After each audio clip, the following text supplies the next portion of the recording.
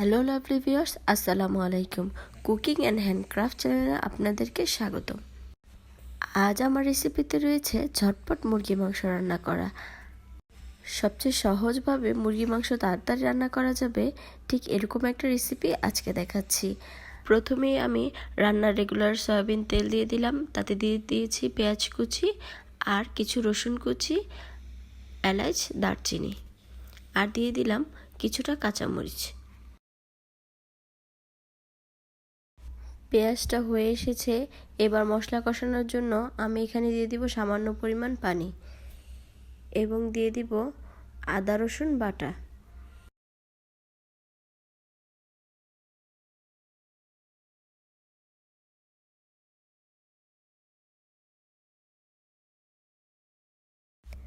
দিয়ে দিচ্ছি পরিমাণ মতো হলুদের গুঁড়া, মরিচের গুঁড়া, স্বাদ মতো লবণ।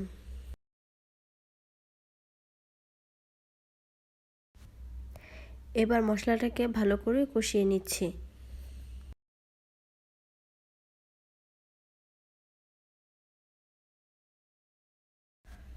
মশলাটা কষানো হয়ে গেছে, দেখুন তেল উপরে ভেসে উঠেছে। এবার দিয়ে দিচ্ছি ধুয়ে রাখা মাংসগুলো।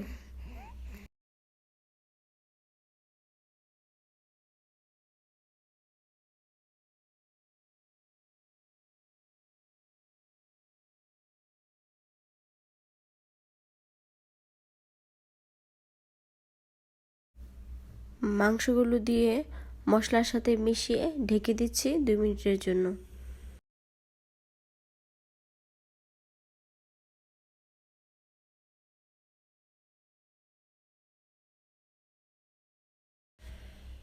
দুই মিনিট পর ঢাকনাটা উঠিয়ে আমি আর কিছুক্ষণ নেড়ে ঢাকনাটা আবার দিয়ে দিলাম।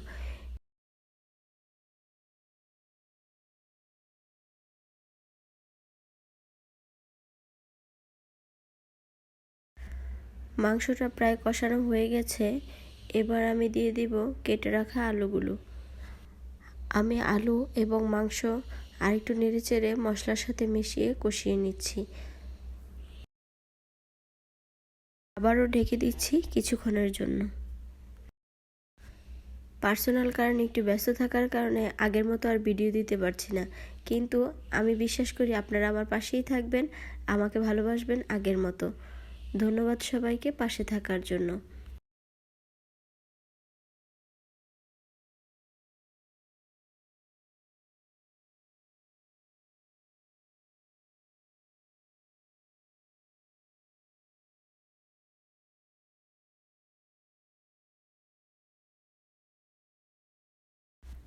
মাংস আর আলুগুলো প্রায় কষানো হয়ে গেছে, এবার আমি দিয়ে দিচ্ছি পরিমাণ মতো পানি। পানি দেওয়ার সময় আলুগুলো একটু চেক করে নেবেন যে আলুগুলো কতটুকু সেদ্ধ হয়েছে। এবার আমি দিয়ে দিচ্ছি গরম মশলার গুঁড়া এবং জিরার গুঁড়া। আবারও ঢেকে দিচ্ছি বেশ কিছুক্ষণের জন্য।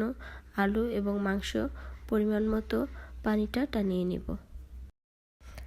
আমি মাংসটা খুব বেশি ঝোল রাখবো না, মাখো মাখো রাখবো, তাই আমি এই পর্যায়ে নামিয়ে নিচ্ছি। রেসিপিটি যদি ভালো লেগে থাকে তাহলে অবশ্যই লাইক, কমেন্ট, শেয়ার করে পাশে থাকার অনুরোধ রইল। দেখুন তরকারিটা কতটা লোভনীয় হয়েছে, খেতেও কিন্তু ভীষণ মজার হয়েছে। রেসিপিটি ভালো লাগলে অবশ্যই আমার পাশে থাকার অনুরোধ রইল। ধন্যবাদ সবাইকে। আজ বিদায় নিচ্ছি, নিয়ে আসবো নতুন কোনো রেসিপি শেয়ার করতে আপনাদের সাথে।